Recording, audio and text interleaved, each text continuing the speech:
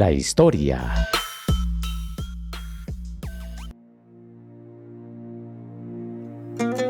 Célebre por ser el autor del dicho, aquello cuya existencia es necesaria, debe ser necesariamente una esencia. Avicena nace en el 980 y muere en el 1037.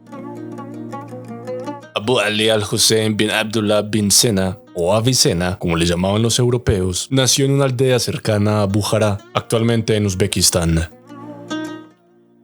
Aunque escribió principalmente en árabe, la lengua de aprendizaje en todo el mundo islámico hablaba persa como lengua materna. Avicena fue un niño prodigio, superando rápidamente a sus maestros no solo en lógica y filosofía, sino también en medicina. En su adolescencia, el soberano samánida Nuh ibn Mansur lo reconoció como un médico brillante y le cedió el uso de su magnífica biblioteca. Avicena pasó su vida al servicio de varios príncipes como médico y consejero político. Comenzó a escribir a los 21 años de edad y llegó a redactar más de 200 textos sobre temas tan diversos como la metafísica, la fisiología animal, la mecánica de los sólidos y la sintaxis árabe. Murió cuando le alteraron la medicación para el cólico, posiblemente de forma malintencionada, mientras estaba en campaña con su mecenas Ala ud-Dawla. En contexto. Alrededor del año 400 a.C., Platón sostiene que la mente y el cuerpo son sustancias distintas. En el siglo IV a.C., Aristóteles sostiene que la mente es la forma del cuerpo. Entre los siglos 800 y 950 de nuestra era, las obras de Aristóteles se traducen por primera vez al árabe. El pensador. Avicena es el filósofo más importante de la tradición árabe y uno de los mayores pensadores del mundo. Al igual que sus predecesores Al-Kindi y Al-Farabi y su sucesor Averroes, Avicena se definió conscientemente como filósofo y no como teólogo islámico, optando por seguir la sabiduría griega y la vía del razonamiento y la prueba. En particular, se consideraba seguidor de Aristóteles y sus principales escritos son enciclopedias de filosofía aristotélica. Sin embargo, estas obras explican la filosofía de Aristóteles repensada y sintetizada por Avicena. En algunas doctrinas, como la idea de que el universo siempre ha estado, Avicena mantuvo la visión aristotélica a pesar de que chocaba con la ortodoxia islámica, pero en otros ámbitos se sintió libre para apartarse radicalmente de Aristóteles. Un ejemplo sorprendente es su explicación de la relación entre la mente y el cuerpo. Aristóteles afirma que el cuerpo y la mente de los humanos y otros animales no son dos cosas diferentes o sustancias, sino una unidad y que la mente es la forma del cuerpo humano. Como tal, es responsable de todas las actividades que puede realizar un ser humano, incluido el pensamiento.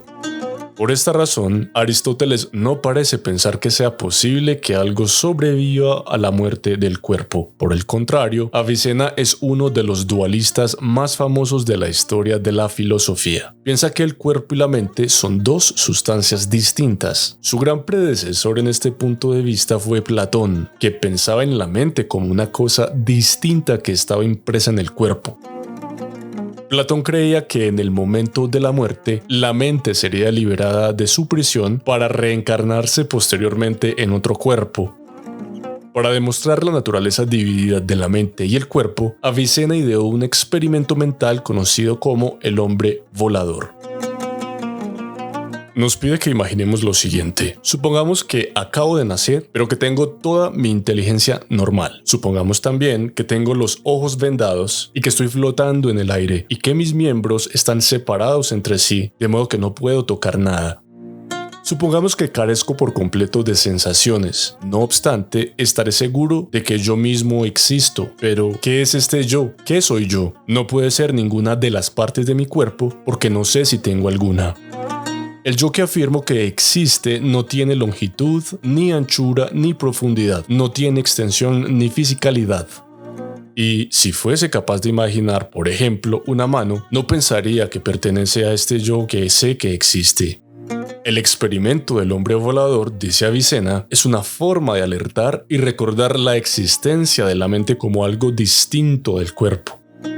Avicena llega a la conclusión de que la mente no se destruye cuando muere el cuerpo y que es inmortal. Esto no ayudó a que su pensamiento fuera más aceptable para los musulmanes ortodoxos que creen que toda persona, cuerpo y mente, resucita y disfruta de la otra vida. Aunque el teólogo islámico Al-Ghazali llamó hereje a Avicena, sus obras se tradujeron al latín y su dualismo se hizo popular entre los filósofos y teólogos cristianos. Les gustaba la forma en que sus interpretaciones de los textos de Aristóteles los hacía fácilmente compatibles con la idea de un alma inmortal.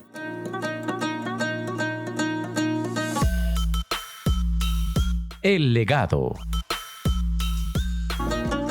Entre 1250 y 1260, Tomás de Aquino adapta el relato de Aristóteles sobre la mente y el cuerpo. En 1640, René Descartes defiende el dualismo en sus meditaciones. En 1949, Gilbert Ryle describe el dualismo como un error de categoría en The Concept of Mind. Dato curioso. En la actualidad, los filósofos están divididos entre un pequeño número de dualistas, un mayor número de pensadores que afirman que la mente es simplemente un cerebro, y la mayoría que está de acuerdo en que el pensamiento es el resultado de la actividad física del cerebro, pero sigue insistiendo en que existe una distinción entre los estados físicos del cerebro y el pensamiento que se deriva de ellos. El pensamiento de Avicena, que se ubica en la metafísica desde el enfoque conocido como aristotelismo árabe, puede resumirse como el alma es distinta del cuerpo. Ahora tengo una pregunta para ti. ¿Cuál es tu postura con respecto a la división entre mente y cuerpo? Déjame la respuesta en los comentarios y gracias por tu atenta participación.